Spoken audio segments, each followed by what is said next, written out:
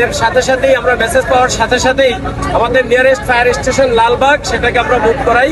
Fire station Lalbagh fire station যখন এখানে পৌঁছে, এখানে আসার পর এখানকার ভারপ্রাপ্ত যে কর্মকর্তা ছিলেন উনি আগুনের ভয়াবহতা দেখে আরো সাহায্য চেয়েছেন আমাদের কন্ট্রোল রুমের কাছে। কন্ট্রোল রুম সেই সাহায্যের প্রেক্ষিতে পর্যায়ক্রমে আমাদের পলাশী, হাজারীবাগ, সিদ্দিক বাজার, সদরঘাট এবং সদরঘাট নদী ফায়ার স্টেশনকে মুভ করে।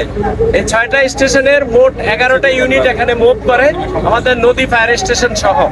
তো এখানে আসার পর এই আপনারা দেখতে পাচ্ছেন এখানকার স্ট্রাকচার, এখানকার রাস্তাঘাট খুবই সরু রাস্তা, একজন মানুষ সঠিকভাবে হেঁটে যেতে পারে না। এর ভিতর দিয়ে অনেক চ্যালেঞ্জ ছিল আমাদের। এই বিভিন্ন চ্যালেঞ্জ এবং প্রতিকূলতা মোকাবেলা করে জীবনের ঝুঁকি নিয়ে আমাদের লোকজন কিন্তু আগুনটা আমরা নিয়ন্ত্রণে নিয়ে আসি। 4টার সময় আমরা এই আগুনকে আমাদের সম্পূর্ণ নিয়ন্ত্রণে নিয়ে আসি। আগুন এখনো নির্বাপনের কাজ চলছে।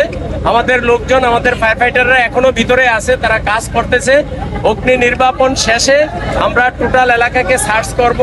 এরপর আমরা বলতে পারবো আসলে কি কারণে আগুন লেগেছে এবং আগুন লাগার ক্ষয়ক্ষতির পরিমাণটা আমাদের একটা কমিটি হবে, সেই কমিটি ক্ষয়ক্ষতির পরিমাণ